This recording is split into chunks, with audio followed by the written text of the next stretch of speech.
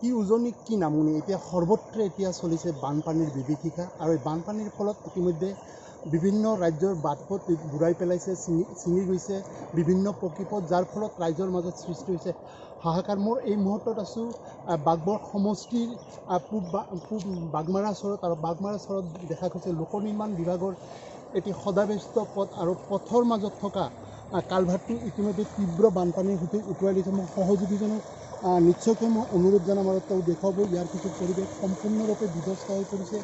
বাটপথৰ যোগাযোগ, ৰাইজৰ যোগাযোগ সম্পূৰ্ণভাৱে বিধ্বস্ত হৈ পৰিছে। ইপাৰৰ ৰাইজ সিপাৰলৈকে যোৱাৰ কোনো সুবিধা নাই, সমস্তভাৱে তেওঁলোকৰ বিচ্ছিন্ন হৈ পৰিছে যোগাযোগ ব্যৱস্থা। ক'ব গ'লে লোক নিৰ্মাণ বিভাগৰ দায়িত্বত থকা এইজন ঠিকাদাৰ হয়তোবা কম নিম্নমানৰ কাম কৰাৰ ফলতে হয়তোবা কালভাৰটো এনেকৈ উটুৱাই লৈ যাব লগাৰ পৰা এটা গুৰুত্বৰ অভিযোগ উঠিছে। ইয়াতে স্থানীয় এজন লোক আছে, তেওঁৰ ওচৰত যাম, নিশ্চয়কৈ তেওঁৰ পৰা সুধিম তেওঁ কি দাদা কি কয় এই যে কালভাৰ ইতিমধ্যে কালভাৰটো উটুৱাই লৈছে বানপানীয়ে, অসুবিধাৰ কেনেকুৱা? অসুবিধা মানে আমাৰ এইটো ৰাস্তাত ধৰিবলৈ গ'লে শিমলিতলা যিটো বজাৰ আছে আমাৰ গোৱালপাৰাত যোৱাৰ মেইন ৰাস্তাটো হ'লে এইটো বৰ্তমান মানুহ যাবই নোৱাৰে। কিমান বছৰ আগত নিৰ্মাণ হৈছে? এইটো 2 বছৰমান আগত নিৰ্মাণ হৈছে। সিপাৰে কি নাম আৰু ইপাৰে কি? এইটোও বাগমাৰা হয় আৰু সেইটোও বাগমাৰাই হয়। এইটো দুটা গাঁও আৰু দুটা গাঁৱৰ মাজত যে সংলগ্ন এইটো এটা কালভাৰ। সমস্ত পকীপথ আছিলে নে? সমস্ত পকীপথ উটুৱাই লৈছে কেতিয়া? নিশা যোৱা সন্ধিয়াই লৈছে আৰু ৰাতি। নিশ্চয় অসুবিধা হৈছে আপোনাৰ? অসুবিধা হৈছে মানে আমি এতিয়া খুব অসুবিধাত পৰি আছোঁ। যোগাযোগ কেনেকৈ কৰিছে আপোনাৰ? যোগাযোগ নায়েই বৰ্তমান। এই বহুত দূৰ হৈ ঘূৰি যাব লাগে, এই বাগমাৰাৰ পশ্চিম বাগমাৰা দি ঘূৰি যাব লাগে, 4-5 কিলোমিটাৰমান ঘূৰি যাব লাগে আমাৰ। কামটো যে কৰিছে ঠিকাদাৰৰ আণ্ডাৰত কাম কৰিছিল, আচলতে বানপানীৰ ফলতে উটুৱাই লোৱা নাপালে ঠিকাদাৰৰ নিম্নমানৰ কামৰ ফলত? ঠিকাদাৰতো নিম্নমানৰ কাম পূৰা হৈছে, একদম মানে চেণ্ড গ্ৰেভেলবিলাকো খুব দুৰ্বল দিছে আৰু মাটিবিলাক বালা মাটি দিছে, ভাল মাটি দিয়া নাই। ঠিকাদাৰৰ কামৰ মানে বহুত নিম্নগামী কামটো হৈছে ইয়াতে। নিশ্চয়কৈ ক'ব লাগিব ঠিকাদাৰৰ দুৰ্নীতিৰ ফলতে এনেকুৱা দুৰ্বল হৈ পৰাৰ ফলতে বানপানীৰ আৰু তীব্ৰ সৈতে উটুৱাই লোৱাৰ এটা তেওঁলোকে অভিযোগ কৰিছে। বাগমাৰা আৰু পূব বাগমাৰা সংযোগী পথৰ ওপৰত থকা এইখন পকী কালভাৰ হঠাৎকৈ এনেকৈ উটুৱাই লৈ যোৱাৰ ফলত বিচ্ছিন্ন হৈ পৰিছে যোগাযোগ ব্যৱস্থা। এওঁলোকৰ সম্পূৰ্ণভাৱে আবদ্ধ হৈ পৰিছে বহিৰাজ্যৰ লগত যোগাযোগ কৰাৰ ক্ষেত্ৰত, যাৰ ফলত তেওঁলোক হাহাকাৰ সৃষ্টি হৈছে। মই সহযোগীজনক মই পুনৰ কিছু ইয়াৰ পৰিৱেশ দেখুওৱাৰ কাৰণে মই অনুৰোধ জনাম। নিশ্চয়কৈ ক'ব লাগিব যে এক হাহাকাৰৰ পৰিস্থিতি স্তব্ধ হৈ পৰিছে জনজীৱন। বাগমাৰা আৰু পূব বাগমাৰা ৰাইজৰ সম্পূৰ্ণ যোগাযোগ বিচ্ছিন্ন হৈ পৰিছে বহিৰাজ্যৰ লগত। তেওঁলোকে ক'ব গ'লে এক প্ৰকাৰ তেওঁলোকে ছিন্ন বিচ্ছিন্ন হৈ পৰিছে। তেওঁলোকে আন জেগালৈ যাব হ'লেও তেওঁলোকে হয়তো ঘৰতে আবদ্ধ হৈ থাকিব লগাত পৰিছে। মই সহযোগীজনক পুনৰ ইয়াৰ কিছু দৃশ্য দেখুৱাবৰ কাৰণে নিশ্চয়কৈ অনুৰোধ জনাম।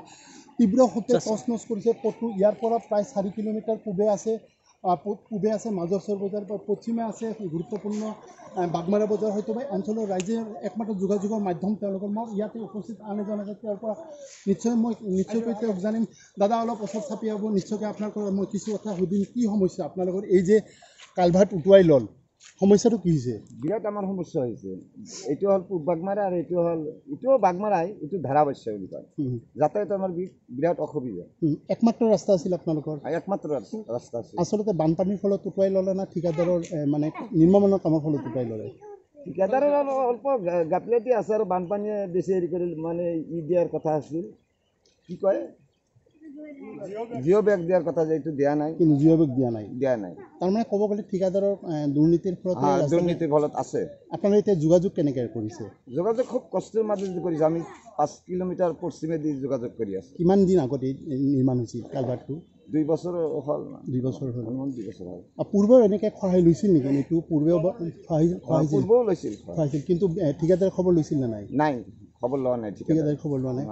হয়, ক'ব লাগিব পূৰ্বে এবছৰ আগত এই কালভাৰটো সহায় লৈছিল, কিন্তু ঠিকাদাৰ ইয়াৰ দায়িত্বত থকা লোক নিৰ্মাণ বিভাগৰ দায়িত্বত থকা ঠিকাদাৰজনে কিন্তু সম্পূৰ্ণ গাফিলতি কৰাৰ এটা অভিযোগ উঠিছিল। খবৰ লোৱা নাই তেওঁলোকে, যাৰ ফলত কালভাৰটো কোম্পানীৰ সোঁতত উটুৱাই ল'লে আৰু যাৰ ফলত ৰাইজৰ মাজত সৃষ্টি হৈছে হাহাকাৰ। মন কৰিবলৈ এটা কথা কিন্তু ক'ব লাগিব, ইয়াতে জিঅ' বেগৰ সুবিধাৰ আঁচনি অন্তৰ্ভুক্ত আছিল।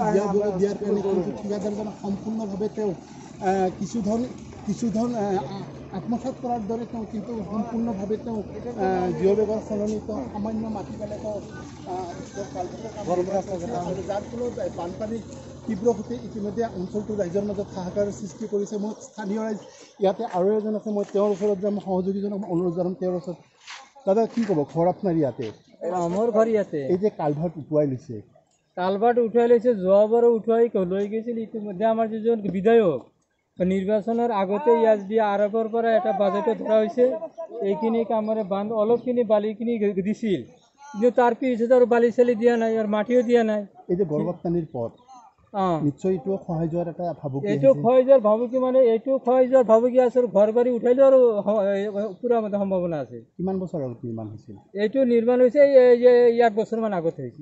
ইয়াৰ আগতে খহিছিল নেকি? নাই নাই, ইয়াৰ আগতে খোৱা নাই। ইয়াৰ আগতে কালভাৰটো নাছিল, তাৰ কাৰণে পানী যোৱাৰ যিখিনি ৰাস্তা আছিল, যিখিনি ৰাস্তাৰ দৰকাৰ সেইখিনি ঠিকেই আছিল।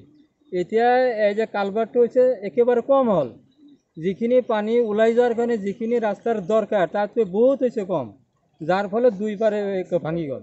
কিমান লাখ টকাৰ আঁচনি আছিল? এইটো আছিল তেনেকুৱা আমি নাজানো। এই ঠিকাদাৰে একদিন কৈছে 7 বেগ চিমেণ্ট তাৰমানে গৈছে, তেনেহ'লে হিচাপ কৰিলে এটা ওলাই এটা পইচা। টকাৰ পৰিমাণটো আপোনালোকক নাই, আমালোকক পোৱা নাই।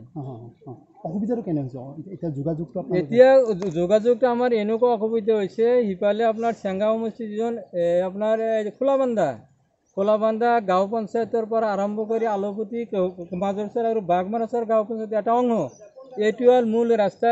যিবিলাকে যে কৃষকে চব্জি উৎপাদন কৰে সেইবিলাক বস্তু লৈ হিমবিতলা বজাৰত লৈ যায়, এইটোৱে হ'ল আমাৰ মূল ৰাস্তা। এতিয়া যদি ৰাস্তাটো খহাই লৈ যায়, ইতিমধ্যে লৈ গৈছে, তেনেহ'লে আমাৰ যিবিলাক মানুহ আছে এইবিলাকে এই যে কৃষিজাত সামগ্ৰী বিক্ৰী কৰা আৰু বিকল্প আৰু ৰাস্তা নাই। নিশ্চয়কৈ ক'ব লাগিব, উল্লেখযোগ্য এটা কথা উল্লেখ কৰিছে যে অঞ্চলটো কৃষিপ্ৰধান অঞ্চল, যাৰ ফলত ৰাইজে এইটো পথৰ কালভাৰটো উটুৱাই লোৱাৰ ফলত তেওঁলোকে কিন্তু সম্পূৰ্ণভাৱে যোগাযোগ বিচ্ছিন্ন হৈ পৰিছে। অৰ্থাৎ ক'ব গ'লে তেওঁলোকে আবদ্ধ হৈ পৰিছে। অঞ্চলটো তেওঁলোকে বজাৰ সমাৰ কৰিব পৰা তেওঁলোকৰ কিন্তু সম্পূৰ্ণ বঞ্চিত হৈছে বজাৰৰ পৰা।